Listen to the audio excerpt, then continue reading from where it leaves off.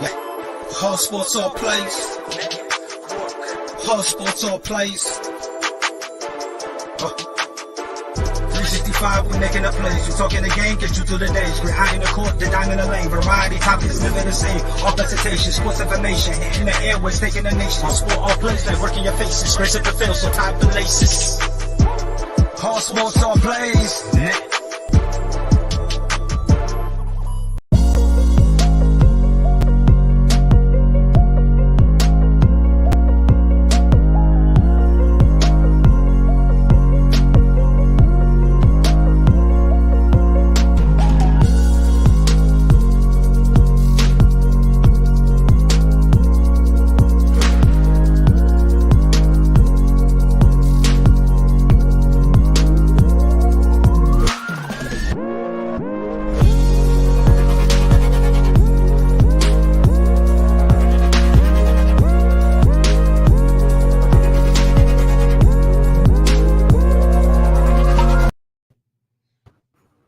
What's up, everybody? Welcome to the ASAP Afternoon Blitz, Friday, August 26, 2022. Crazy. August is already almost over, but hey, it's a good thing because that means NFL football starting, college football starting, NBA is only a month away, so back into all the sports being back up. Joined today by Jay McLovin. How's it going, Jay? No more Pearland. Pearland's gone. All I could do is say Pearland. Pow, pow.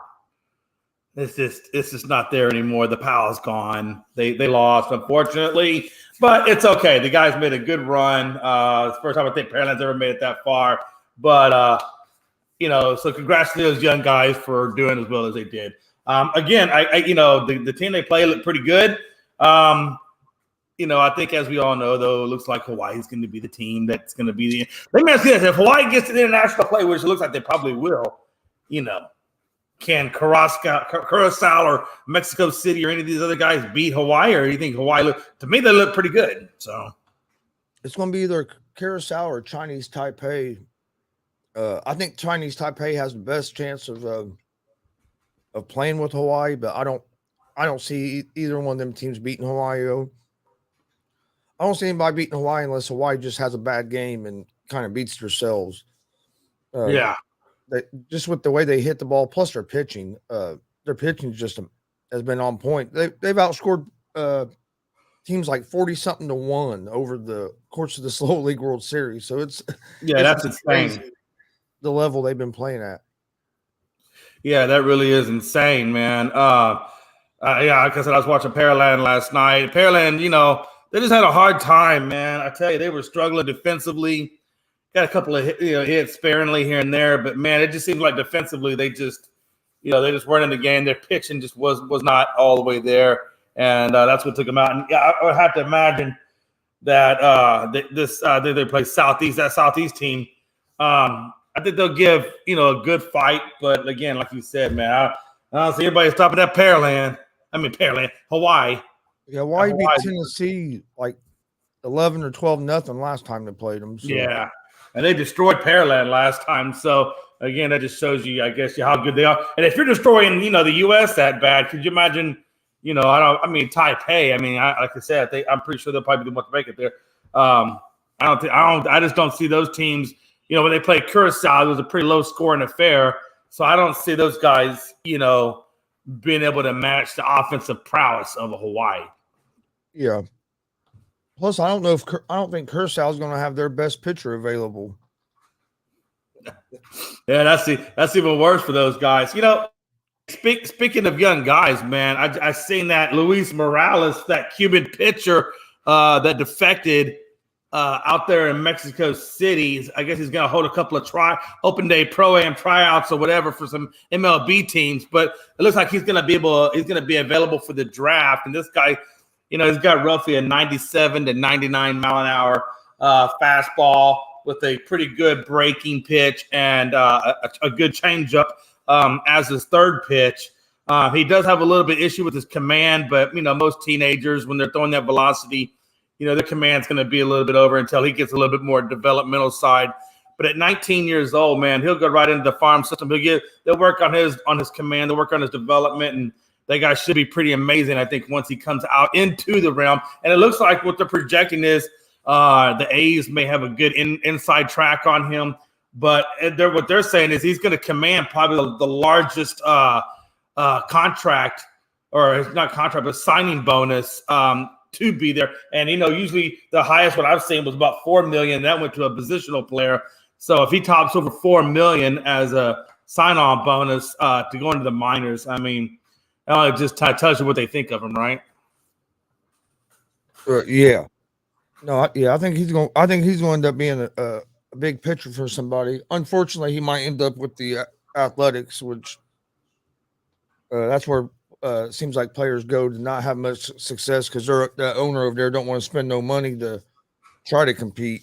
But so I'm hoping he goes somewhere else other than the Athletics. But I think he's on track to have a good major league career. If the Oakland Athletics, if they move to Las Vegas, I wonder if that owner will be enticed to spend more money on this franchise, and actually develop it and grow it from where it's at. So I wonder if Vegas will change that attitude that he has. It could because, I mean, especially with these other teams that have moved to Vegas, seem to be doing pretty good. I mean, Vegas in hockey, you've had the Vegas Knights who've already made it to the Stanley Cup Finals before. So, I mean, some of these teams that are moving to Vegas, and like the Raiders, they moved to Vegas. Yeah, we haven't seen what happened, but they've made some moves to try to help better their team. Right. And I think with the addition of having Becky Hammons now with the Aces and now she's looking at getting Coach of the Year. It just seems like, every team that goes to Vegas just seems to get better. So I would imagine if the A's do go there, that could be, that could be hopefully a turning point for that franchise to leave a little bit of that mediocrity that they had in California. What a time to be alive. What a time to be alive, Gonzo. Jeez, Louise, man, we got, like you said, I think does college football start up next week? Well, there's a game this Saturday, and then next week is when like a full slate kicks off. Right. So we got about a next few days, and then we're already in college football. So for all those husbands that are out there, if you're gonna do something with the wife, you better get it done over this weekend because once college football starts, the love life is gonna take a sidestep unless she's into college football. And if that's the case, then you got it made. You hit the trifecta. But, and then also I'm looking, a couple other things in baseball since we're kind of in that mode. It looks like Julio Rodriguez for the Mariners is going to get $400 million extension from those guys, which I think he deserves it. He certainly played at a pretty damn good high level. So it looks like the Mariners are going to give him it looks like they're finalizing a 14-year extension worth at least $210 million. They're giving that to him quick. They're making sure he's not getting out of there, aren't they?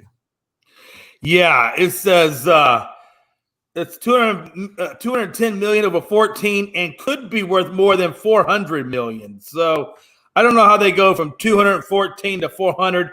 I don't know what that's just incentive laden stuff that they got in there. If that's so, that's some hellified incentives. Yeah. Says the new contract includes a player and team options, according to ESPN's Jeff Passan. So Rodriguez is 21, 14 years. That puts him at 35. That means he'd probably be, eligible for at least one or two more contracts, depending how long those contracts are, before he gets out of baseball. He's done with baseball. So it does give him at least, a few more years left for at least one more contract after that. But I'm curious to see how they blow that 210 up to 400 million. I mean, that's kind of weird to me. Yeah, that was just weird that they went after him that quick. I'm glad they did. I think the home run derby had a lot to do with that too, because a lot of people that didn't know who he was really realized who he was. You know what I mean? Got the chance to see who he was at that home run derby with the show he put on. So I think that might have helped him a little bit because I'm sure he gained a lot of fans that day with the way he was with the show he put on. Yeah, absolutely.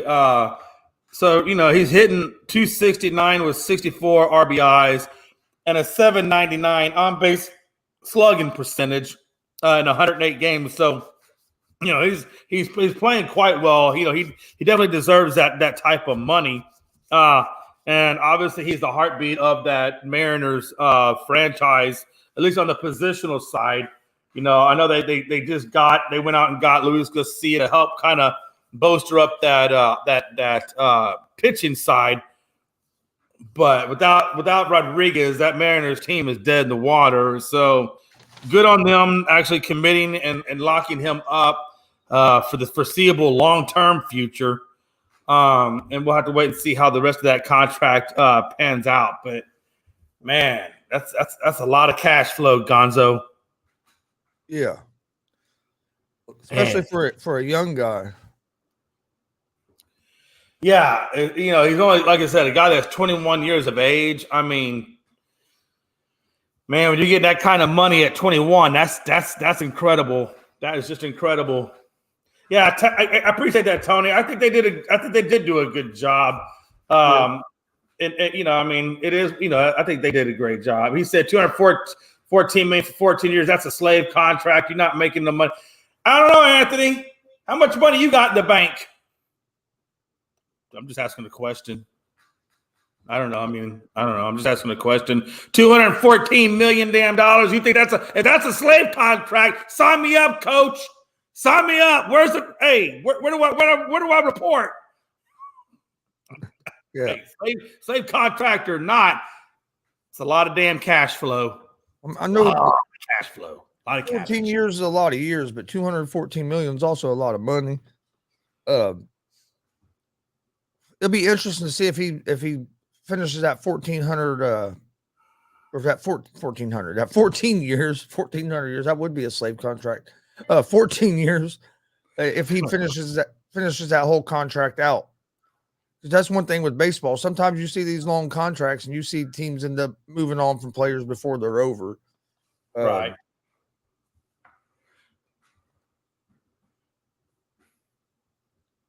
Oh, coming out, he meant the loser bracket. Yeah, once you get in that loser bracket in Little League World Series, it is tough because of pitching.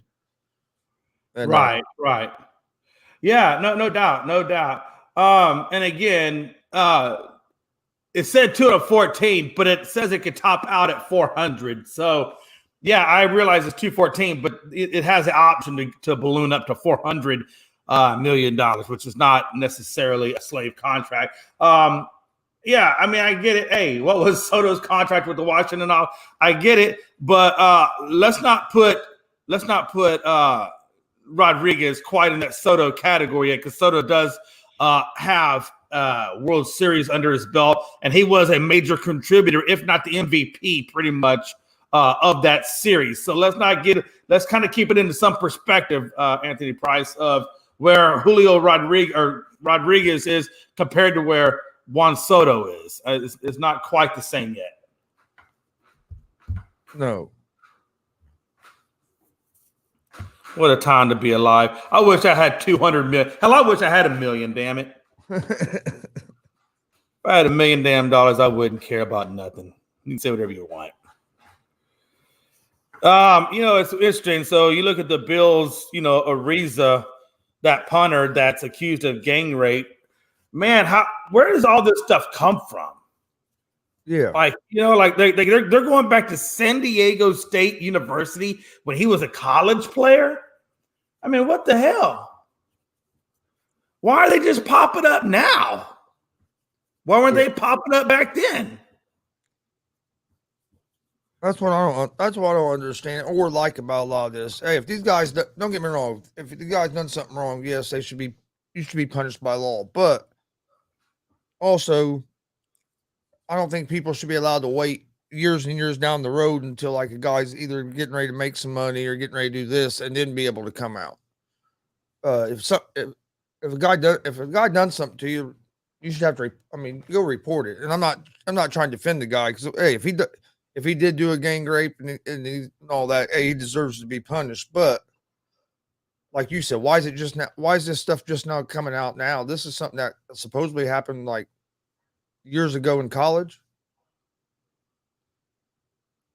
Yeah. So it goes on to say that all three men, and they were all at San Diego State. And it says that all three men are accused of rape, gender violence, and false imprisonment. It also goes on to say that Ariza was 21 years old at the time of having sex with the then high school senior who was under the age of consent in California outside an off-campus party held at his residence during the early hours of 17 October of last year. So it was last year. Okay.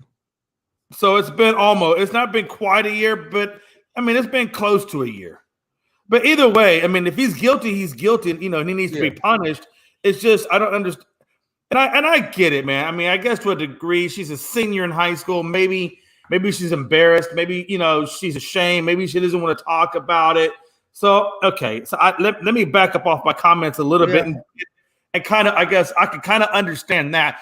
I'll tell you what I don't understand is, also that just is in the news as of late is George Foreman.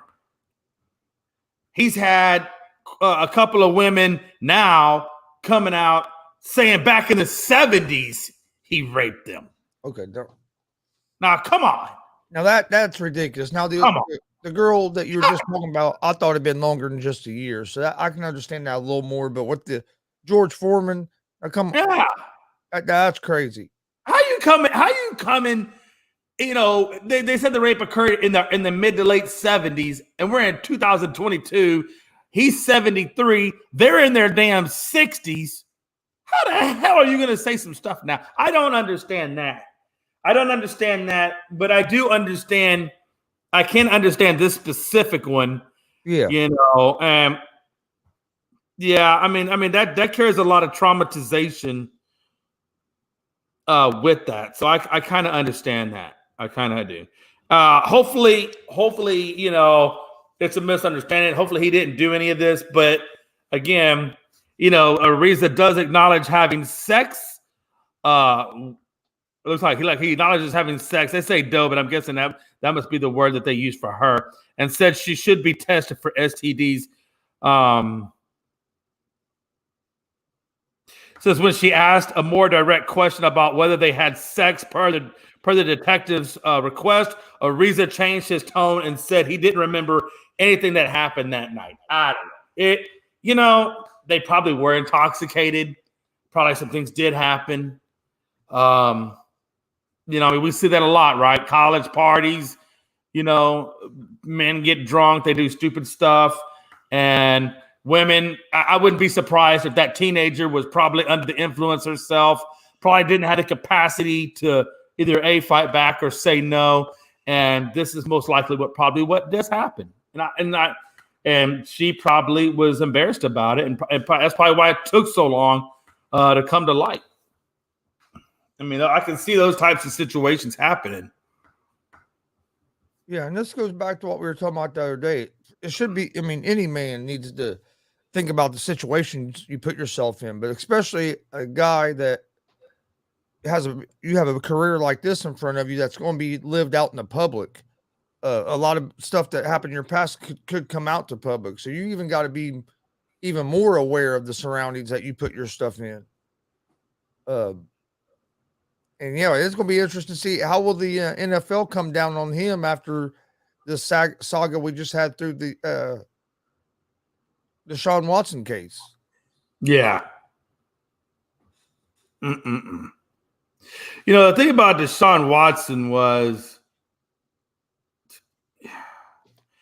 I feel like there was no witnesses there to maybe collaborate, what did happen or did not happen. It was her word versus, but now you got multiple defendants there, and there's obviously a party.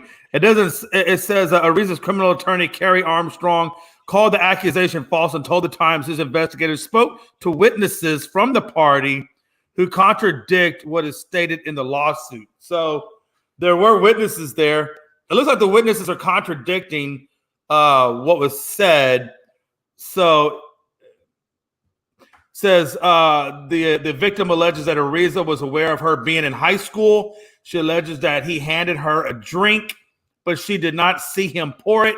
There is belief and information from the witness or the victim that it might have contained other intoxicating substances besides alcohol. And again, hey, college parties, you're not pouring your own drink. You're underage. Hey, God only knows what happened there that night. But they got witnesses contradicting the lawsuit. But then, you got her word of what she's saying happened. His version of that, he doesn't remember what happened. And then you got a time gap between when he was in college and now he's a professional athlete. I don't know, Gonzo. That's a lot to sort out in a courtroom to find out the full truth when the witnesses are contradicting, right? Yeah, and here's my question. Since this is said to happen when he was in college,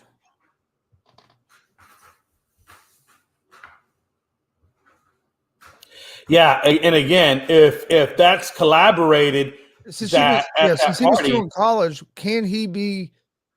Say there's no criminal charges found. Will the NFL be able to do to him like they did Watson, where it's under the NFL code of conduct policy, since he technically wasn't an NFL player wasn't an NFL player at that time? And that's a good freaking question. That's a really good question because he wasn't an NFL player at the time of the incident. Again, there's no and it goes back to what I said earlier. There's no standard SOP for the NFL when it comes to things like that. We all know there's no standard SOP. And I'm not by no means saying he don't deserve to be punished. I'm just asking, is the way this worked out, if the NFL can punish him like they did. That's my point. That's what I'm saying. I mean, because there's no SOP that states, this or that, you would almost think that Goodell could do it, that he could punish him under the code of conduct because, again, there's no SOP for it. So it could go either way. I don't think there's a clear-cut definition as to. I think it would be up to just the discernment of Roger Goodell if he wanted to, put him under the code of conduct. So again, because there's no real NFL Players Association written agreement of rules and regulations to the code of conduct, I think it would probably up to the NFL commissioner's discretion whether or not they would hear it under that code of conduct, just because there's no real rules to it. Yeah. No, it's just, it's just interesting how that works because, yeah. I don't think this is going to have the same merit as Watson because let's be honest, this dude's a freaking punter and Watson was a high-profile quarterback. So I don't know how much Rodgers is going to be. Let me go after the punter who may or may not even make the damn team. I mean, well, his perspective, No, yeah. But are they going to try to make since this is the person right after Watson, or are they going to try to go after him real hard as well to try to set that standard? That I think they almost have to, don't they? I mean, if Roger Goodell is going to make such a fuss over Watson, not in my opinion, with the amount of allegations, not that he shouldn't, you almost got to make that same fuss over this punter if you want to have, equal and fair opportunity in the NFL, right? I mean, you can't go after one that hard and not go after the other, right? Yeah. And especially since she's underage and they're giving him alcohol. And it's multiple. I mean, I don't know, man. I think if you're Roger Goodell, in my opinion, I think in all fairness, you'd have to go after him to the same level you went after Watson. I just don't know if he's going to. So you think that, in your opinion, they'll probably start out as probably 12 games for an underage, yeah, I that's a pretty severe thing, and I think that's under pedophile, right? That's a pedophile / rapist. I mean, that's pretty severe penalties, man. If he's found guilty, number one, in court, that could be a career ender, honestly, if he's found guilty at court, number one. Number two, if he's not found guilty at court, I think you almost have to give him 12 games, under suspension. if I'm Roger Goodell, that's what I would do. If I went that hard after Watson, I'm going to go equally as hard after a pedophile or accused pedophile and, a rapist. I think you just have to. And if he doesn't, if I was a public and he doesn't, I would be extremely outraged. Oh yeah, there'll be a and then two, I can't tell from this photo, but from the photo, he appears to be a white guy. So then you got to think, if they don't go as hard after him, well, now you're inviting, more of white privilege. You know what I'm saying? Yeah. Yeah.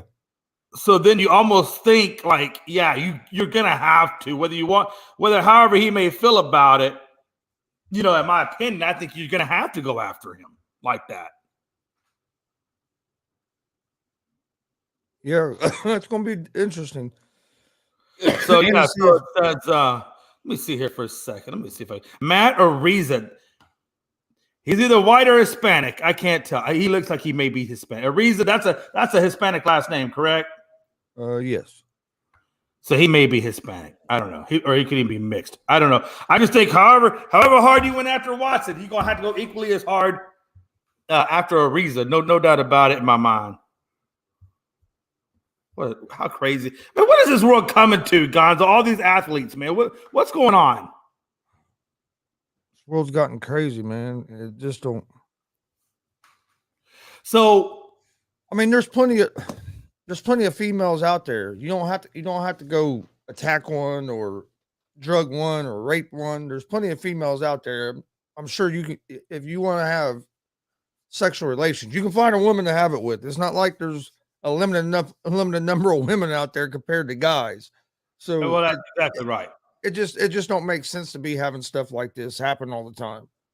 Bro, you're an athlete at San Diego State University. Why are you going after somebody who's 17 and a senior in high school? You should be messing around with all those college women running around wanting to have a good time. I don't know why you're going after it doesn't make no sense. But then again, at the same time, so like I was going back to that George Foreman, which is kind of the same way. You had two women who said former heavyweight boxing champion George Foreman sexually abused them in the 1970s, having filed lawsuits in the Los Angeles court. It says Foreman was 73, has denied the allegations since they first became public last month. And a spokesman referred questions about the lawsuits to an earlier statement by him. Now, here's the deal. So because these women were teenagers back in that time period, they are now saying that there is no statute of limitations, which is why they're able to file this lawsuit now against him. But it's amazing that this happened when they were teenagers, and now in their 60s, they're just now getting around to, filing their lawsuit. He says both women now in their 60s first met Foreman as children because their fathers were boxing associates of Foreman. And the way that they're saying it is, they're saying that basically George Foreman told these girls, hey, look, if you don't, have sex with me, then then I'm going to make life difficult for your fathers in the world of boxing. So basically, he's threatening their father's boxing career, and that's how they were coerced into having sex with him. Both women that he met them. One, I think he met at the age of 8, and then when she turned 15, that's when he had sex with her. The other one was 9, and when she turned 15 and 16, he had sex with her at that point. That's the allegations. I mean, what the hell is George doing, man? I don't know if this is true or not, but if it is true, then he'll be another one that, be off to jail. Well, the only thing about that, with there being no statute of limitations, is with the case being that old, how much evidence will they be able to have? Is it going to turn in? Is this going to you think this will turn into more of a civil case where they'll get money? I think that's exactly what's going to happen. And this will be a criminal case because what kind, it's just going to be, I could see there being a lack of evidence to trying to get a criminal conviction. And that's what I think. I think it's actually been such a long time frame. Yeah, as it goes on to say, this says the lawsuits were filed as the result of a California law that went into effect in 2020 that extends the statute of limitations that previously had prevented some victims of childhood sexual abuse from filing civil lawsuits. So I think that's exactly what's going to happen. I don't think he goes to jail. I think it's going to be like Watson. I think it's going to be handled in the civil courts. And I think he's going to pay these women probably a crap ton of money. That's what I think is going to happen. Who knows how much money, but I'm sure it'll be several $1 million per each woman. Anthony Price says money and fame turns you evil. That's what Damien Hernandez says. And to a certain degree, it can mess with you mentally. Money can, and fame as well. Anthony Price says, I respect women, but a case from the 70s, and we in 2022 throw that case away. But again, Anthony Price, they were teenagers, and because they're teenagers, you don't know what they buried down deep. I mean, when you're a kid, you may be ashamed or whatever. And because there's no statute of limitations. But then again, George Foreman says for the last several months, these women have been trying to extort millions of dollars from him. So I don't know, man. I think money changes everybody. Man. Well, I think on both sides of it, to be honest with you. Yeah. And you just gotta, I don't know. Especially in this day and age with the way things are and the society we live in now, just a men in general, you gotta be more alert of what kind of situations you put yourself in, because of the way allegations can come up and the way it can be perceived by, I mean, and I'm not saying this is the case, but you can have your life ruined just by some allegations, whether you've done nothing wrong or not. And I'm not saying this is the case here, but I mean, I think as men, you just got to be more conscientious of what kind of situations you put yourself in, so you don't have to worry about stuff like this coming back and biting you in the ass later on down the road. Oh man, that's no doubt. I mean, and again, I think this also goes to prove that, especially when you're an athlete, hey, look, it can go all the way back to your college days. Don't think just whatever you did in college is just going to leave you. Whatever you have in that closet, I swear to God, from the time you start playing your NFL career, even before you play your NFL career in college, look at all the athletes that are still dealing with college level issues, and as they're in their professional careers, and there's no safe time limit, right? I mean, things can come back at any moment and bite you in the butt. I mean, just look at the steroid case of Roger Clemens. How long were they doing steroids before finally somebody brought them to Congress to testify before Congress that they didn't do steroid? I mean, there's just always look at Bill Cosby even. How long did it take before all these women caught up to Bill Cosby? And that happened back in the 70s, late 80s, whatever, too. And then finally, within the last 6 years, that's when it came out. Now Cosby's sitting in jail, rotten. Yep. You got to have them clean hands. Yeah, I think if you're a man and if you're an athlete like that and you have that kind of money, I'm not me personally. I'm not putting myself in. I'm not going to be in a room alone with a woman, not an elevator alone with a woman. You know what I mean? It's like, dude, I'm as many times as I can. There's going to be a witness there to try to. That way, if anything does happen, at least you have something to try to stand on. Yeah, absolutely. I mean, honestly, if you're an athlete, and you take a woman out on a date and you guys have consensual sex and there's nobody to verify that it was consensual, for me, I think as an athlete, I would be damn near paranoid because, like you said, I mean, what's to say that she can't come out and say something down the road? I mean, you know what I mean? Or if you guys have sex and then you whatever reason you piss her off or she doesn't like something you said or did or whatever, now you got a case on your hands. I mean, I think as when you get to that level of fame, back I think what Damien was saying, money and fame, he says turns you evil, but I think money and fame turns people around you evil. And you just don't know who the good ones are and the bad ones are. That's why I'm telling you, if you're an athlete and you want to have a one-time, one-night stand, whatever, you better do like what Gonzo said and have lots of witnesses around you. Like have just absolute all witnesses around you to the point where, she can't come back and say, well, this or this occurred. And unless you're going to really date a woman and have a long-standing relationship with her, date her, and then you can have sex, or whatever. Then people know, well, these guys are in a relationship. You better establish something there first. Otherwise, you know what they say: the first one to the telephone. I'm sorry, but the other one's going to jail. Yeah, just I hope some of these guys start learning. And the guys that are doing this to women, they need to learn. And don't get me wrong, we're not saying that if a guy does stuff to women like this, that he shouldn't be punished. We're not saying that by any means. Yeah, Damien's in the fantasy team. Man, I still can't wait till that damn draft comes out. I'm just so paranoid. I'm going to be down at rocks. I'll probably be drafted like 14 or 15. I just had that luck, bro. I can never get the top few picks. Every time that random thing comes around, I swear I'm usually either in the middle of the pack or I'm at the end of the pack. I've never been able to get the top 5. And I played a lot of fantasies. I've never gotten in the top. I think there's some kind of curse on me. I'm almost positive there's a curse on my team's name. It just happens that way. But you know what? Even when I drafted 7 in a 12-person league, I still wound up in the championship game. So on those that got the first 5 picks. Anyway. So what do we think, man? It looks like there's obviously some injuries that are happening. Obviously, the Cowboys have had their injuries. I wonder how it's going to affect some of these other teams. Like, for example, Zach Wilson.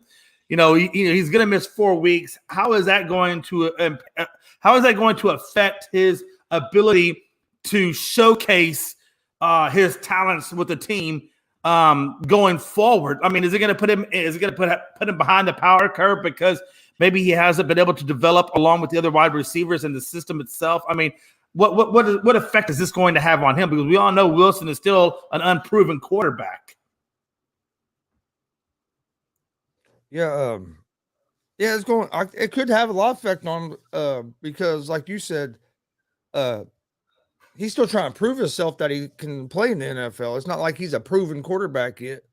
Didn't have the greatest year last year as a rookie. Did start playing a little better towards the end of the season. I think some of the. I know Jets fans had high hopes for him this season, especially being under that coaching staff for another year. And then now you have a non-contact injury, and a lot of times them are the worst. And right. They're saying 3 to 4 weeks. I honestly think it could be a little bit longer than that. And then what's the team going to look like when he comes back? Are they going to be competitive while he's gone, or is he going to walk into a team that's already behind the 8 ball and needs a spark? So it's just going to be interesting to see what the Jets look like without him, and then how long it takes him after coming back after missing those games to get in a rhythm and be able to play at a high level.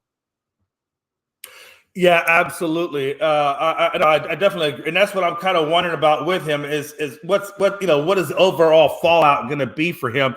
And of course we won't find that out until on week 4, week 5.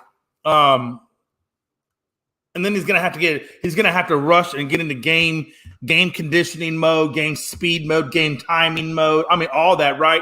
He's gonna have to be like Johnny on the spot with that. So I kind of feel bad for him, and I don't think I'm gonna judge Wilson on this year. I'm gonna give him another year because I want to see him come in at the beginning of the year. I just know it can be hard for a guy trying to prove himself, and then you miss the first 4 of the season.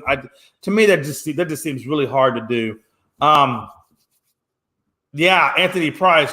Even in the 16 team league, finding a running back is going to be hard. You're going to have to. Hey, I'm telling you right now, you may get lucky, and if you draft it up at the front, maybe you get a decent top 5, top 6 running back. But if not, you may be having to look at, some of these running back by committees and pull some of those running backs out of there, down the road. And then, like I said, try to prime in on whatever's best available to keep up with those guys who are drafting, the top-notch running backs. Otherwise, I think you get buried in the pack if you don't. Yeah, it's gonna be interesting. I'm gonna tell you right now, if I just be honest with you, man, if I'm drafting at 16 or 17 and it comes to me and Cooper Kupp's available on the board, best believe he's gonna be on my team. I'm just saying. Cooper Kupp, Jefferson, Chase. I mean, I don't care. Hey, give me any one of those three. I mean, because you're going to need something at 16, 17. You know, there's no big time running back that could give you points. I mean, you're going to be at the scrub level at the running back, so you might as well, go get that. Hopefully, there'll be a big name receiver that could give you as many points as a Taylor or a Henry or whatever they could give you. You know what I mean? Oh no, yeah. I think at that point you got to take best available and try to. And you're going to have to depend on other positions than running back to score your points. Oh, absolutely. Anthony Price also goes on to say, how do we feel about Brady playing in the last preseason game? I feel about that as I feel about playing a starter in the preseason. I think it's retarded. I think at 45 years of age, you don't play Brady in a preseason. I don't think you do that. I think you look at your other guys trying to make the team, and I'd probably throw your backup quarterback to see what you have in your backup quarterback.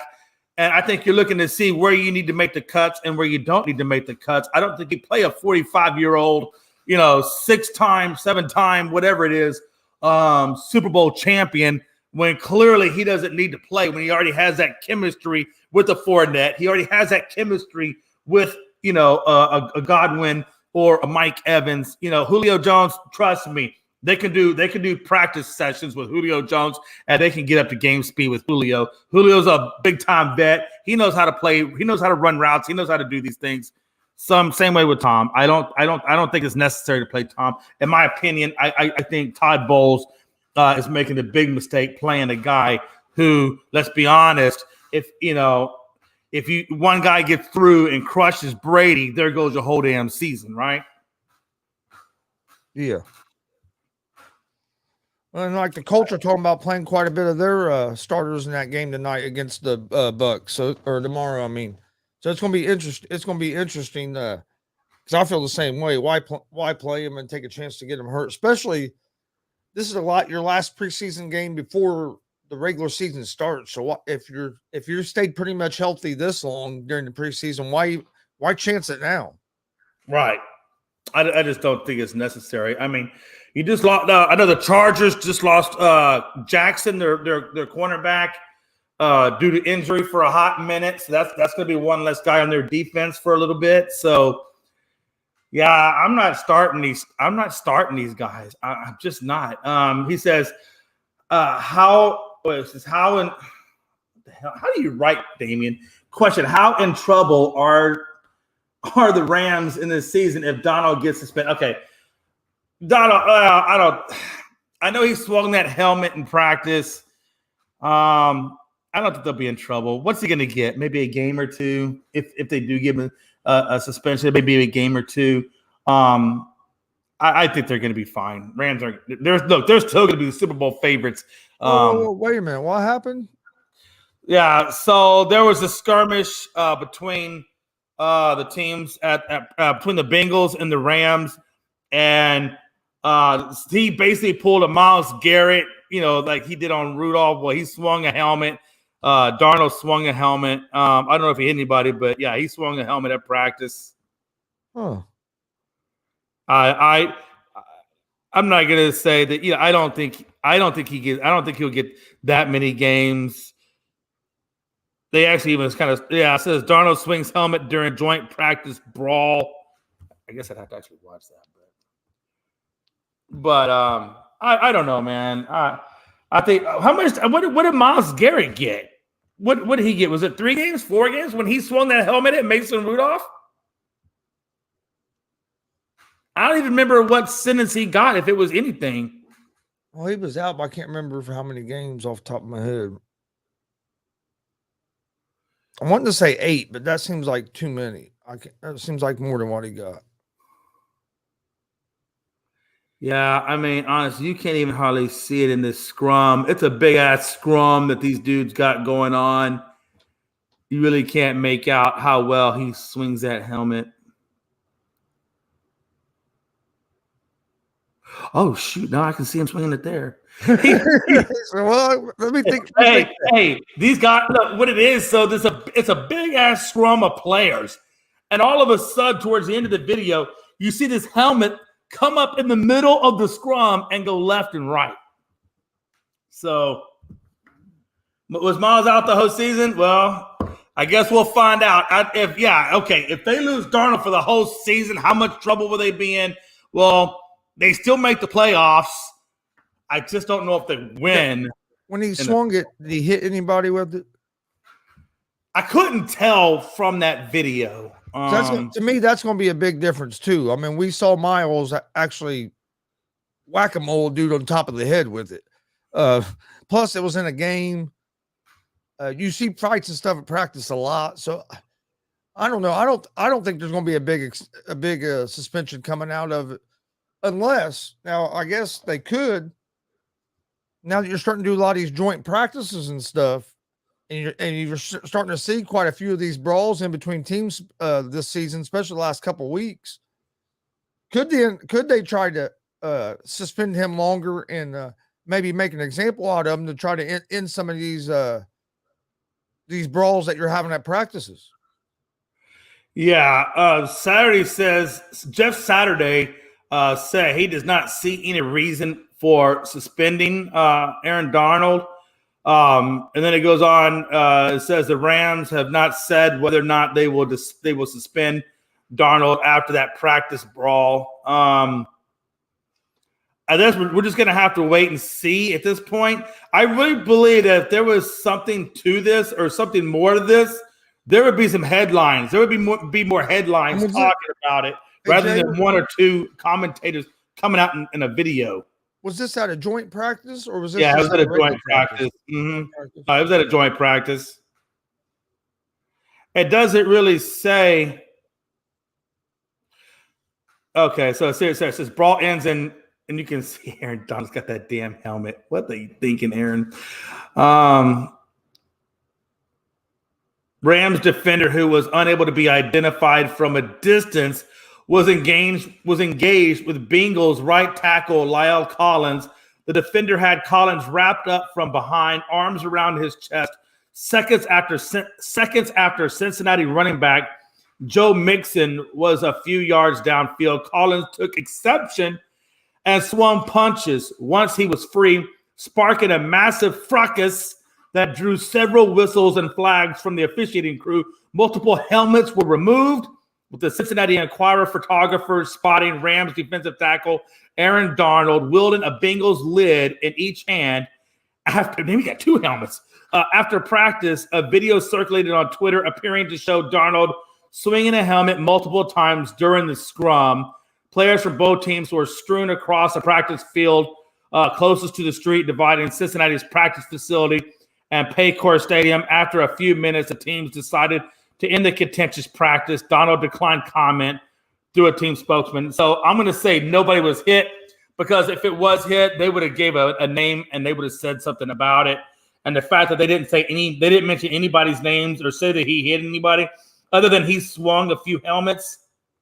I don't think he gets. If he gets suspended, he might get suspended by the Rams. He may get a little fine or something, or he may get a little stern talking to. Yeah. But I don't see anything. I don't see anything coming out of this.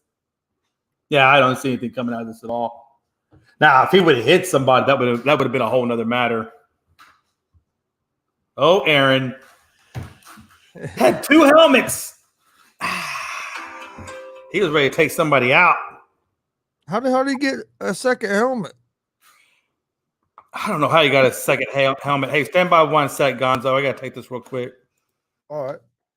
Yeah. What do you do? Take a helmet off one of his teammates' head or something? But no, it'll be interesting to see what goes on there. We're starting to see that a lot more with these joint practices. You're starting to see a lot more of these skirmishes between teams that are trying to go at each other, and seeing a lot more of these little brawls in practices since they started doing these joint practices, which I hope that settles down a little bit, because in my opinion, I'd like to see these joint practices basically take place of the preseason. I think the coaches do more at these joint practices than they do in preseason anyway, and you can kind of control the atmosphere more. So I would like for joint practices to kind of take over as the preseason more and cut some of these preseason games out. But if if you're going to do that, you got to get control of some of these brawls and some of these other things that are starting to happen at these joint practices. Bro, do you know how hard that would be? Could you imagine? Just imagine if you're a coach and you got 200-300-pound, one offensive, one defense guys going. I don't know about you, Gonzo, but ain't nothing I can do about that. Hey, watch this. Hey, let me know when you're done. We'll hand out some fines and we'll move on. Well, not just that. I think you have 2 different teams with like 60 or 70 guys on each roster. So you got 120 guys out there. Bro. And we're talking about top level athletes that are all 200 pounds or more. Dude, I wouldn't want to try to get control of that mess once it broke out. Let me tell you something. The only way you get in control of that is if you got some tear gas. There's some tear gas out there. They'll start running left, right, up, and down. But yeah, man, when you them coaches probably go out there with one of them guns that like they use at track and field meets to start the races. Somebody probably going out there, you know what I'm saying? Trying everybody stop. Man, you do that. Hey, you never know. Somebody might actually have an actual gun out there, and then you'd be wind up on the ground somewhere. Yeah. If you have not noticed, these athletes carry guns through the airport nowadays. So, this one carried ammunition to the airport, but still. What a time to be alive. You know, Jay Gruden joins the Rams as a consultant. I don't know how much Jay Gruden could possibly consult Sean McVay.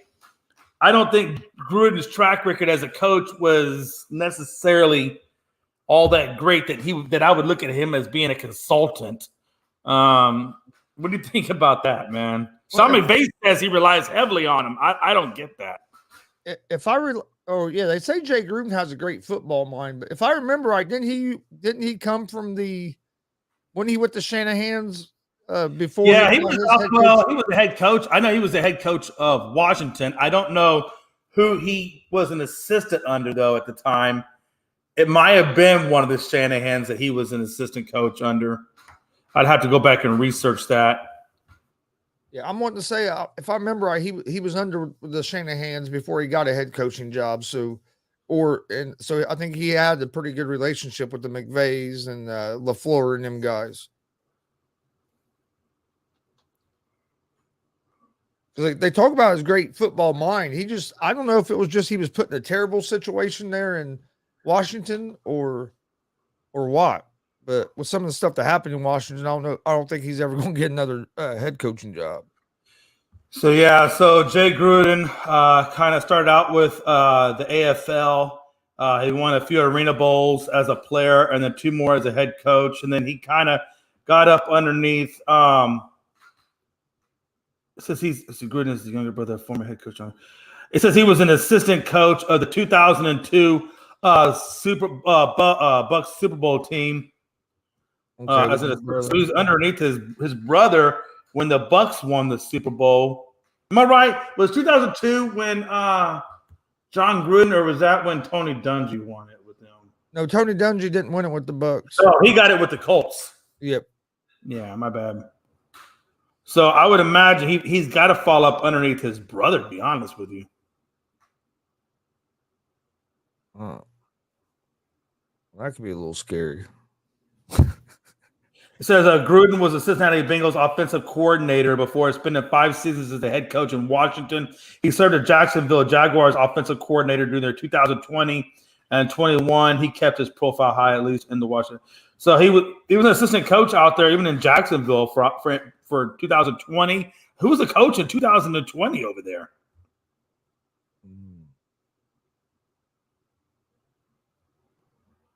I'm not sure. I've been the year before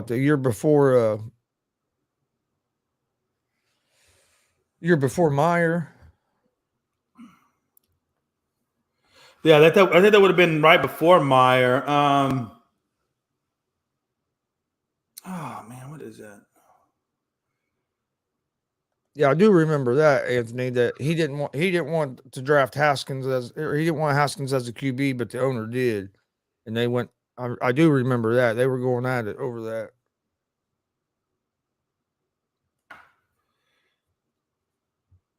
Yeah, it looks like the most notable, though, So he was on the Bengals, the Jacksonville Jaguars coaching staffs. I just don't know. It doesn't say who the coaches were during that time, and I honestly cannot remember for the life of me. Oh, here he goes.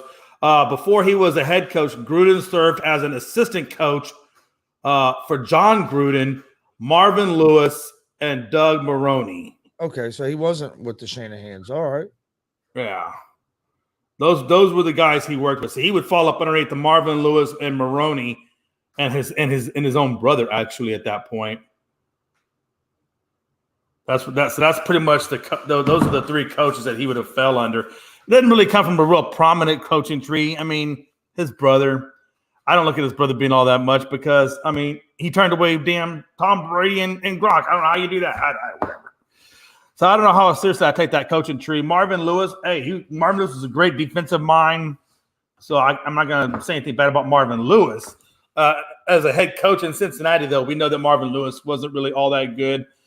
Cincinnati Bengals were pretty much dog water pretty much his entire time there. So, I mean, it's not like he came out of like, what's it? It's not like he came out of Andy Reid or, some big coaching lineage, right? Yeah, he didn't. Well, I guess at one time his brother might have been considered but since then that ship has sailed. I think it was kind of like what they said. I think that, John Gruden inherited when he took over, he inherited a really good team.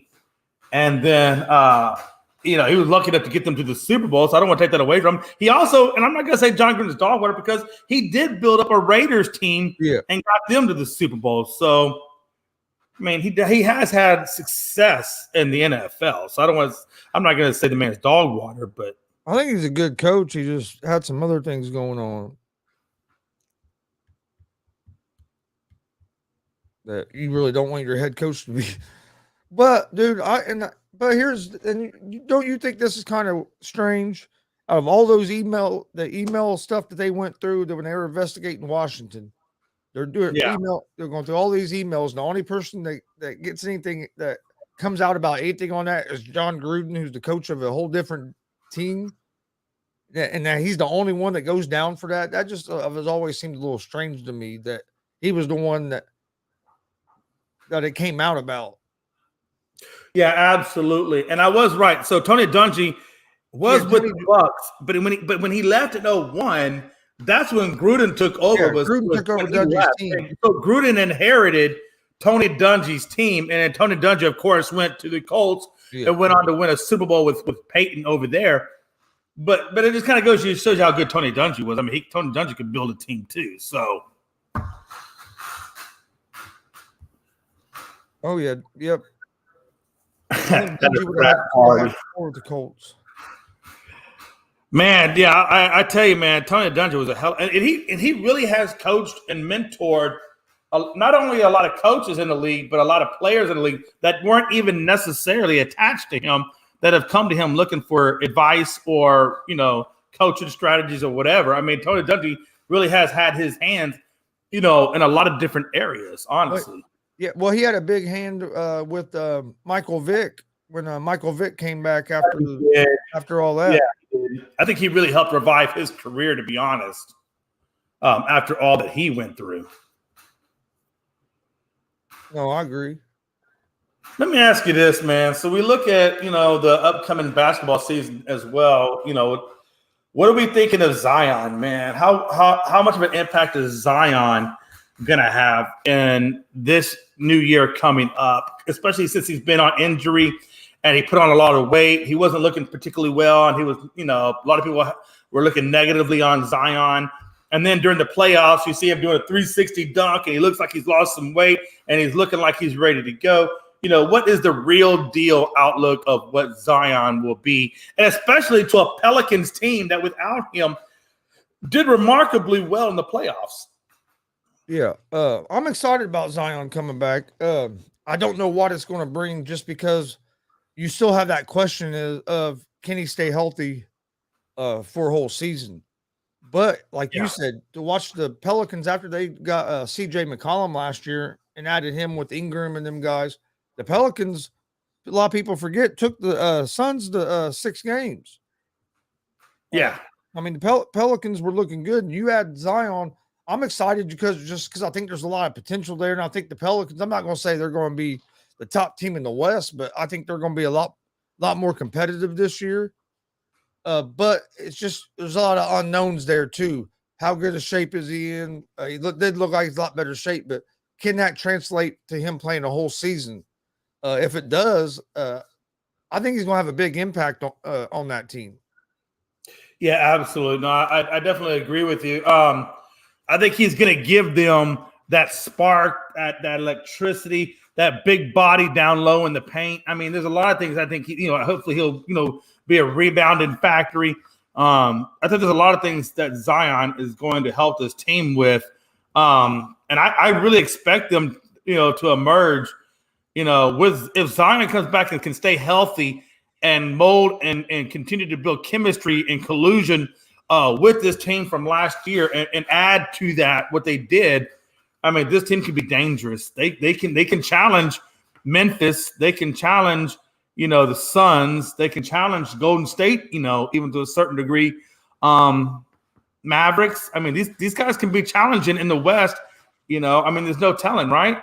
Yeah, because his athletic ability has not been the question, or his ability to play the game. Has just been basically his weight and can he make it through a whole season? Because, man, I'll tell you what, especially for his size, yeah, he can jump, but it's his second, how quick he can go up a second time. Right. That is so amazing, man.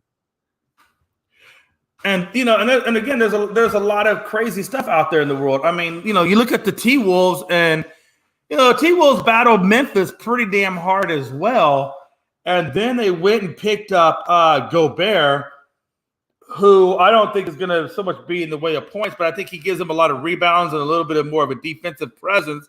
How well will, a Towns, Gobert, they won't have Patrick Beverly there, obviously, but they'll have, the likes of, obviously Anthony Edwards and so forth. I mean, how well would this team look coming into the playoffs? I don't know. That's interesting because I just don't know how much Gobert he's going to help you, like you said, on the defensive end. But he don't help a whole lot on the offensive end, but he does help a lot on the defensive end because of his rim protection. And I mean, he's been defensive player of the year before. I mean, he's always in the conversation, it seems like. But I don't know. I think they gave up too much for him. And and what they gave up for him is one of the big reasons I think you didn't see a deal get done with like Durant. It might be why Donovan Mitchell doesn't end up maybe with the Knicks and some of that stuff. I mean, because if you can get that for Gobert, I agree with the Nets. Hey, you're going to have to give me more than that to get Durant from me. But I do think D'Angelo Russell will look good there, along with an Anthony Edwards. I mean, I think they're having a decent team. I don't know if it makes them contenders, but I do think they're going to be better. Right. Yeah, I mean, again, they weren't too far off of Memphis. I mean, right? They pushed Memphis damn near to the right up to the edge. So, but again, I think Memphis is still, and Memphis was a damn good team. I mean, this is a team that didn't have Ja Morant for 13 games, 14 games, something like that. And they go and they get 11 out of that. I mean, they lost 2 during that series without him. So, I mean, Memphis is another team that can be hard to beat, depending. I think that, they still have a few little small issues. I think Ja Morant still needs to work on his outside shooting and some other things like that, just to take some of the pressure off of him always having to go to the bucket, right? And trying to, create off that. So that might help. That might help his health a little bit too. Oh man, it will certainly help him stay, off the injured list from, messed up ankles or whatever the case may be, from always going, down low into the paint and getting beat up on. So, at some point, Morant's if he wants to have a long career in the NBA, he's gonna have to develop a really good outside shot. That's what Durant did. Durant, developed a really good outside shot, and it's extended his career. Same thing with Klay Thompson. He has a really good outside shot, so he doesn't have to go down low. All he has to do is sit out there and shoot the jumper, and he's good. That can really, give you that many more years in the NBA at a pretty good level as well. Yep. I mean, he may not be the number one option, but you're certainly going to be in the starting rotation. No, I agree. What a time to be alive, man. And again, we look at baseball, and again, another shout out to Albert Pujols, man. I really do hope he gets to be that 700 club that it looks like he's on pace for. They're looking phenomenal. I looked at the games last night, and of course, if you watch speaking of the A's, if you watch the Yankees against the A's, they absolutely demolished the crap out of them. At one point in the fourth inning, that score was 10-0. I told Frankie at some point, isn't there a mercy rule? I mean, when you're down 10-0 in the fourth, come on. It wound up being 13-4. Was the final. But man, it was pretty hard to watch that game. From an A's perspective, they were just getting their asses handed to them. I'll tell you, a team that's been hot, crazy, that people better watch out going into the playoffs is the Tampa Bay Rays. They're 8-2 over their last 10 games, hitting .250 as a team with a 1.84 team ERA. Their pitching has just been great over the last 10 games. They've outscored their opponents by 27 runs. I mean, and they're a team that has pitching. If their bats get hot, they could be scary in a 5-game, 7-game series. Yeah, obviously they have a losing record on the road, but they have a home winning record.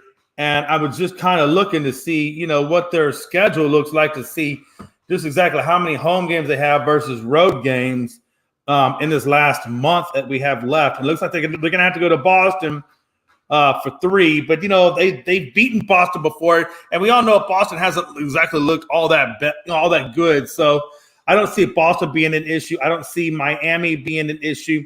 They will have the New York Yankees, but they'll have them at home, followed by the Boston again at home, and then they go back to on a very long homestand. They got one series with the Yankees September 9th, and then they got another series against Toronto from September 12th. All the way through to the 15th. So they got 5 games against Toronto in Toronto every day back to back. So I think that series could be very challenging for Tampa. But then they go and they get Texas at home.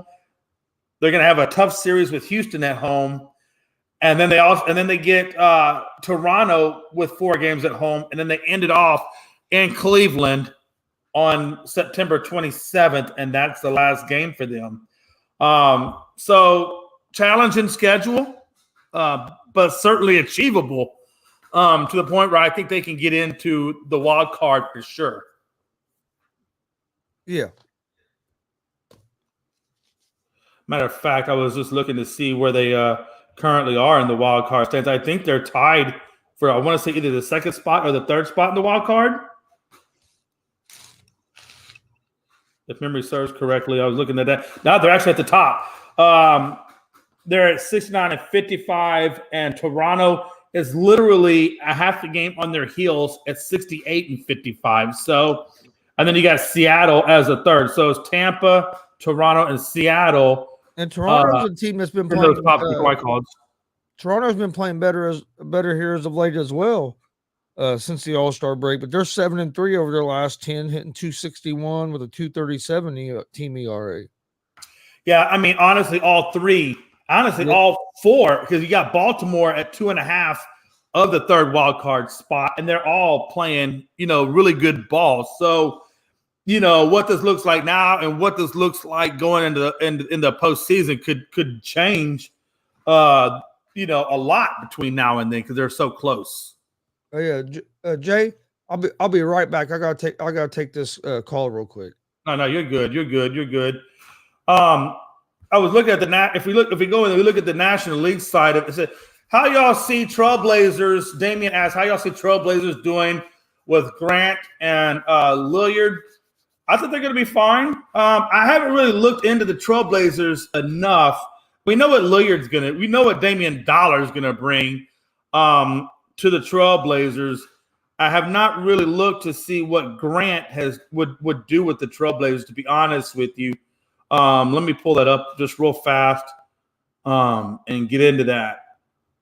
So it's got Portland. So if I scroll down, I look at Portland's. I need to really kind of dive in a little bit more into Portland. Ever since they got rid of C.J. McCollum, I really kind of stopped watching Portland because I felt like Portland had really just kind of fallen off a lot. Let's see, depth chart. They don't have a depth chart available, but if I look at their let me go to their roster real quick.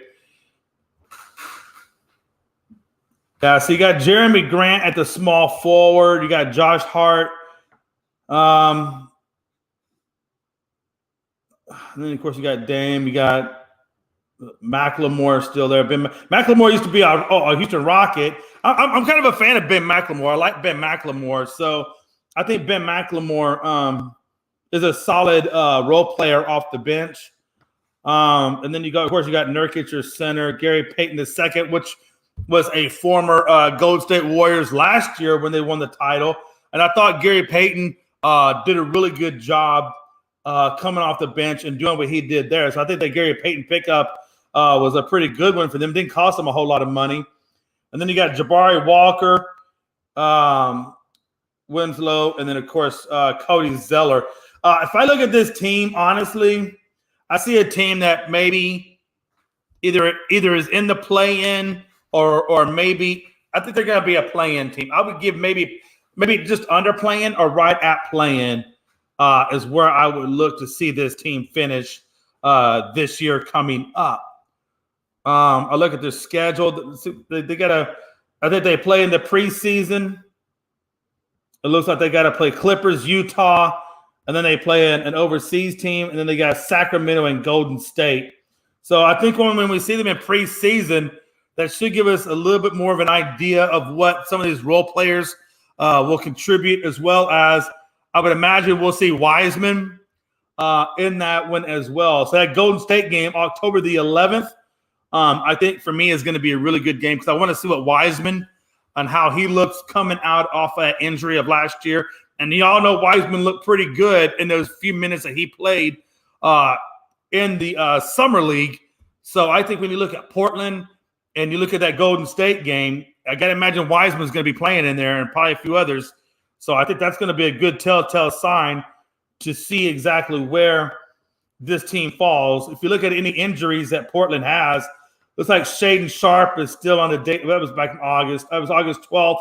He's on a day-to-day. But then after that, I think everybody else looks pretty good. It doesn't go back then until July 8th. And it looks like Lillard had some abdomen problems. But it looks like they're pretty healthy team. So there's not really anything to worry about on the injury front that would make a difference in this team. So then you kind of go and you look at where at teams in their division. And pretty much that would be – I always forget. So you got Lakers, which will be a scratch. You got Sacramento, which will be a scratch. OKC, which will be a scratch. Houston, which will be a scratch because Houston and OKC are still in rebuild mode. And everybody knows that I'm looking at the wrong one. I'm looking at the whole Western Conference as a whole. But either way, I think Portland, if you look at last year, Portland, they finished third out of the play-ins. They finished 10, 11, 12. They finished in the 13th spot. But I think they could finish. I think they finished probably 11 or 12. Gonzo, we're talking about the Trailblazers, and he wants to know how they would fare with Grant and Lillard. I got Portland finishing around the 11th or 12th spot in that division. I don't think they necessarily improved enough. They finished last year in 13th spot, so I got them around 11 or 12. I don't think they moved the needle to really go up all that much from what they finished last year. I got them a little higher than you. I have them as a play-in playoff team. Okay. Play-in. They finished 13th last year. Didn't have Lillard almost the whole season. They did add Grant. I think that's going to help them adding Jeremy Grant with Lillard. But I still don't think Grant makes them. I don't think that makes them like a title contender. But I do think it gives them.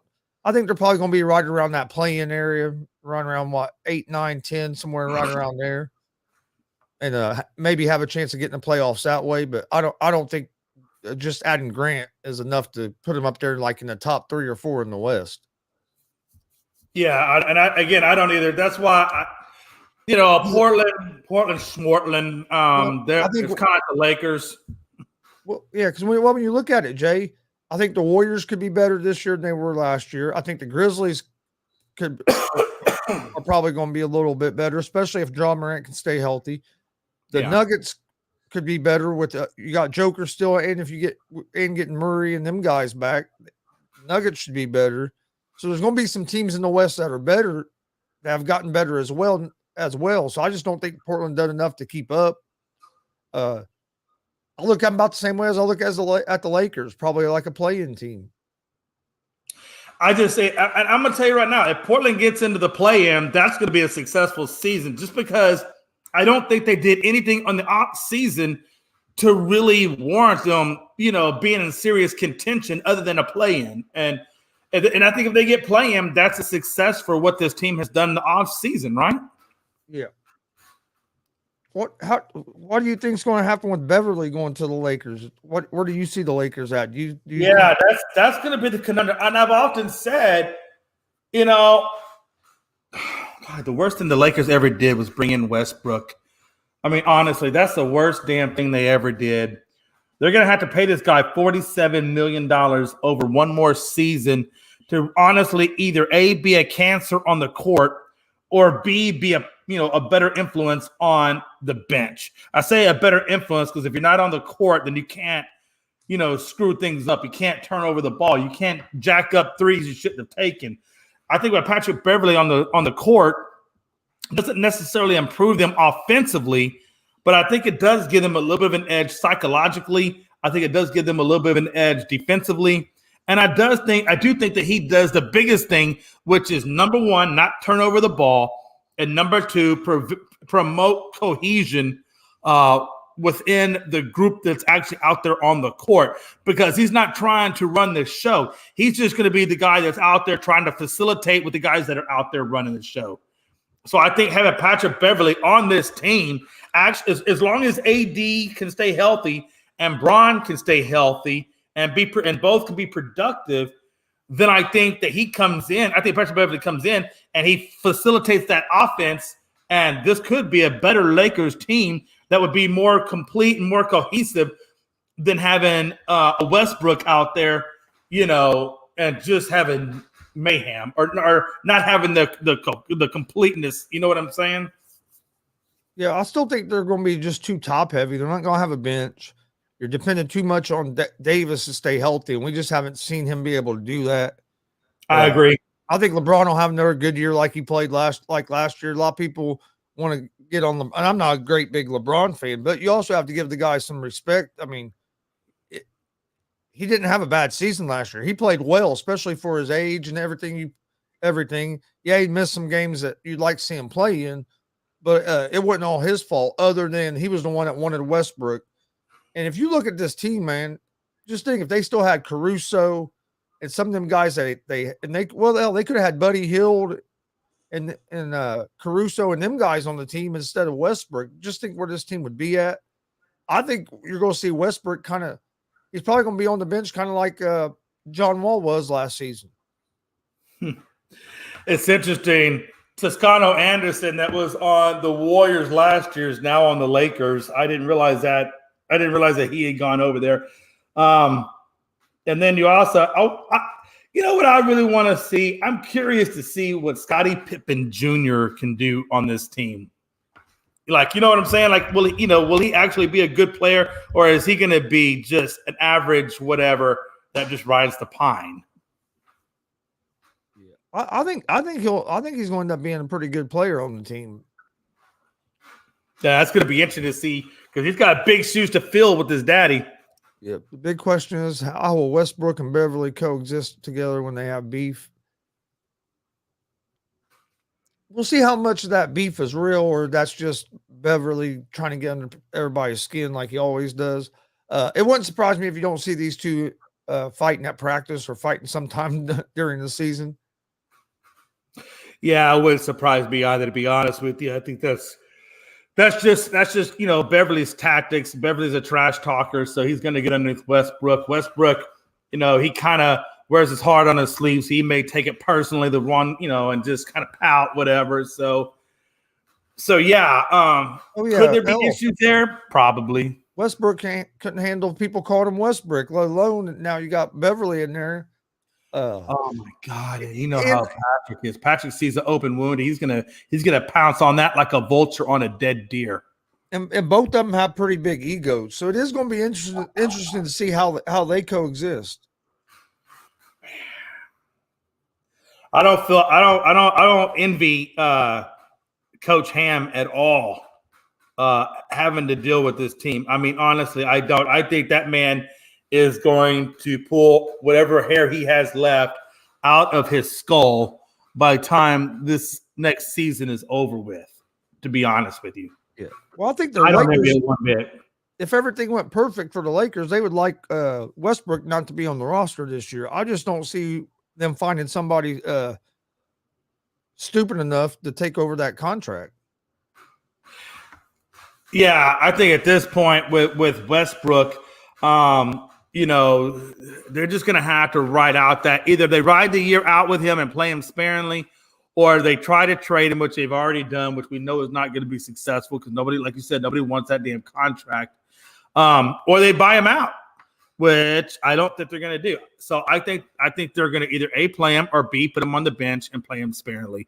If they're smart, and I know financially it's the worst thing you could ever want to hear, but if they're smart, they'll leave him on the bench and play Beverly, and let's just keep this train moving. Let me ask you this: do you think Darvin Ham could get through to Westbrook and get Westbrook to buy in to coming off the bench and being that leader of that second group? I'll tell you this much: if he can talk to Westbrook and convince him of that, and they're all okay with it, I'm going to put Darvin Ham or Coach Ham. I'm putting him in the Phil Jackson Zen-like master state. Because I'm telling you, it's going to take a Zen master effort, much like they did with not Scottie Pippen, Dennis Rodman. You're going to have to do, a Zen-like effort on Westbrook to facilitate that type of deal. Same thing in the Nets. You would need a Zen-like effort to get Durant, Nash, and Irving all on the same page with each other. I mean, those are some Zen-like efforts that I don't know if Nash or Ham can pull off. Which has a better chance which do you think has a better chance of happening? Darvin Ham. I think Ham over the Nets, obviously. I think that Steve Nash and that whole thing over there is just a ball of poo-poo. I just don't see that. I mean, they got all the talent. Nobody's going to question their talent. They're just going to question their cohesiveness, and they're going to question their leadership when it comes to the Nets. And those are the two worst things that you could have to question. I think at least with LeBron James, you have somewhat of a leader there. And Anthony Davis, I mean, he can't help it if he can't stay healthy. That's just his body giving out. But I don't think that they have that cancel culture. I mean, they do have Westbrook, which is a cancer culture, or a cancerous culture there. But I think if you keep him on the bench or you do whatever, I think there are chances of dealing with Westbrook is much better than having to deal with that situation with Durant and Irving and Nash, in my opinion. Definitely there. Westbrook might be gone. I just don't see nobody taking the Westbrook contract this year. Does that mean Beverly comes off the bench or take a starting job? It's going to be interesting to see how Marvin Ham manages that. Yeah. I mean, they've got quite a few point guards on there. You got Beverly, you got Avery Bradley, and then you also got Westbrook. So they got quite a few guards on that team, to be honest with you. I think if it was me, man, honestly, I'm going to run a platoon committee of Bradley and Beverly, and I'm just telling Russ, hey, just sit on the damn pine like John Wall did and we'll let you go next season when your contract's up. And I'm going to roll with the two guys that I think I could put on the floor that won't turn the ball over, won't take terrible shots, will help facilitate the guys that I've got on the floor. And I'm going to roll with that. And that's what I'm going to do. Because you already rolled with Westbrook once, and you didn't even make the damn play-in. Well, maybe it's time to shake things up. I'm just saying. Yeah, I don't know, man. I don't. Even out in Beverly, I still think that they are probably just a.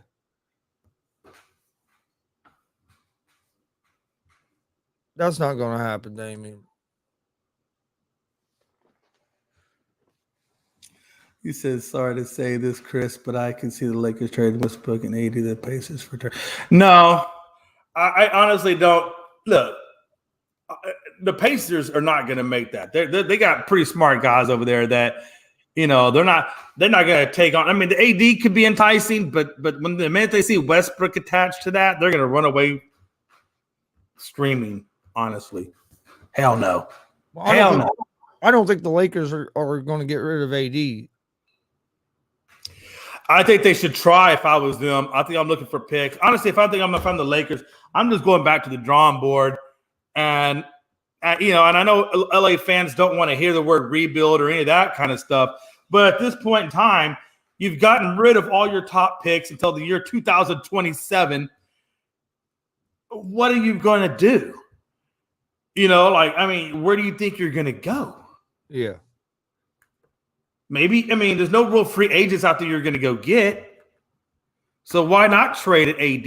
I hate to say it, but why not trade a Bron and get draft picks and stockpile draft picks and live to fight another day? I don't know. But I get that's not the popular opinion to hear in Lakerland because it's Lakerland. We're Showtime. Showtime doesn't go through rebuild. Unless you consider that whole Nick Van Exel time period that they went through with what's it, Cedric Ceballos or whatever. Yeah. You might look at that little time period as a quote unquote rebuild, even though they don't call it a rebuild. It was a rebuild. Yeah, the reason Pacers traded Brogdon was because he hadn't been able to stay healthy. He's always been battling with that back, so they were trying to go a little bit younger, especially since they have Halliburton. I think, don't get me wrong, I think Miles Turner might be traded, but I just don't see the Pacers bringing in AD and Westbrook, especially Westbrook. The Lakers have already tried to get the Pacers to take Westbrook, and Pacers wouldn't do it. I don't think anybody's going to take on that $47 million damn contract. I can't imagine one person doing that. I don't even think, as bad as I thought about Jacksonville Jaguars bringing in Urban Meyer, that, they would bring in that type of player. Honestly, it'll be interesting. I don't see the Lakers trading Davis for Miles Turner. I just don't see that. To me, that's not. If you get Miles Turner and Hill, that's not making the Lakers a playoff contender. I see where you're. I see what you're coming. I see where you're coming with that. Yes, they get rid of Westbrook. Injuries. Like, would they really want to take a chance with injuries? Right? Wow. Yeah, I think it just comes down to injuries with AD. If AD wasn't battling those injuries, believe me, they would hop all over AD. The Pacers would. Yes. It was just with his history of injuries. I don't know if that's the way you want to go. Oh, well, that's the $1 million questions with the injuries, right? And I think if I was the Pacers, and I was even thinking about considering that trade, I'd have a whole slew of specialists come in and do a thorough makeover of Anthony Davis and give me the real deal on him. Yeah. Like, you know what I'm saying? Like that's where I would definitely spend the money and get a thorough workup and thorough assessment of Anthony Davis to find out if I'm making a smart move or a stupid move. And if he gets a clean bill of health from the orthopedic surgeons and the orthopedic specialists, you know, that he's good, you know, then yeah, maybe I'm talking to you about it. But I can't imagine Anthony Davis getting a clean bill. I just don't think he's there anymore. No. I think even when we saw Anthony Davis practicing on that basketball court to show, you know, that he was making progress or whatever, he was moving real slow and real telegraphed. Like, he was not looking crisp, he was not looking sharp, he was not looking quick, you know. He was just looking really, really lethargic shooting on that court, and that kind of gives me concern too. Yep. All right. Well, let's get the final thoughts for today. Yeah, final thoughts. Oh my God, Pacers trade Brogdon. Just saying. Well, yeah, is anything possible? Yeah, anything's possible. But what's the likelihood of anything happening? I don't think it's going to be that likely. Well, they traded Brogdon because the last couple of years, yeah, when Brogdon plays, he's great. But the last couple of seasons, he's been dealing with that back injury a lot and missed a lot of games. Yeah. Final thoughts. I got a really good final thought for those that are still on here that are in our fantasy league. My final thought to you is this: get to know your fantasy sleepers like the back of your mind. Because let me tell you, folks, that's where this league is going to be won or lost. Who can find the best sleeper? You heard it here first. Oh, yeah. I'm looking forward to that draft. Also, don't forget at 6 p.m. Eastern, we have our Indianapolis Colts show today. Horseshoe Talk. Join us for that. Also have Gonzo and the Judge Sports Talk tonight at 11 p.m. Eastern. Easy Money Sports Betting Show here in just a few minutes. Still got a lot of shows today, so make sure you come check them out. Big weekend of sports. Got a bare knuckle fighting on tomorrow, if like that. I think now we're less than 15 days away from the opening night of the NFL regular season. So sports rules about ready to start picking up. If you're a sports fan, this is the good time. Also, you do have the Little League International Championship game on tomorrow, Chinese Taipei and Curacao. And you also have the United States one, which is going to be Tennessee and Hawaii. So, and then Sunday, there's the Little League World Series Championship game. And also on Sunday, I'll be airing a live pro wrestling show, Warrior Pro Wrestling 12. You can find it on the ASAP Network and at the Gonzo Sports Room channel. So join us Sunday at 3 p.m. Eastern for that. Should be a great show if you're a wrestling fan. And don't forget Unscripted tomorrow, 8 p.m. Eastern. Let's go. Unscripted Facebook page, and you can also find Unscripted on the ASAP Sports Network. I'm sure we'll be talking about the fantasy draft that is this evening. I'm sure we'll talk about it tomorrow. So join us for that. You have anything else, Jay? Yeah, 2 things, and then I'm outie. Number 1, I'm happy as hell right now, but come 30 minutes prior to the draft, I could be sad depending on where they put me. Number 1. Number 2, I'm going to be going from happy Jay to sad, depressed, crying Jay when we switch over from baseball to football and then from football to, I don't know, NBA could perk me up depending on how well these new Rockets pan out. So maybe the Rockets will cheer me back up after dealing with the Cowboys. I just see a plethora of up and down roller coaster emotions between now and January, New Year's 23. All right. Well, I want to thank everybody for joining us for the ASAP Afternoon Blitz. We will see you guys Monday at 1 p.m. Eastern. Have a great weekend and stay safe. Whole sports all plays. Whole sports all plays. Whole sports all plays. 365, we making up plays. We talking the game, get you through the days. We're high in the court, the dime in the lane. Variety, topics, living the same. All presentation, sports information. Hitting the airways, taking the nation. All sport, all plays, they working your faces. Grace at the field, so tie the laces. All sports, all plays.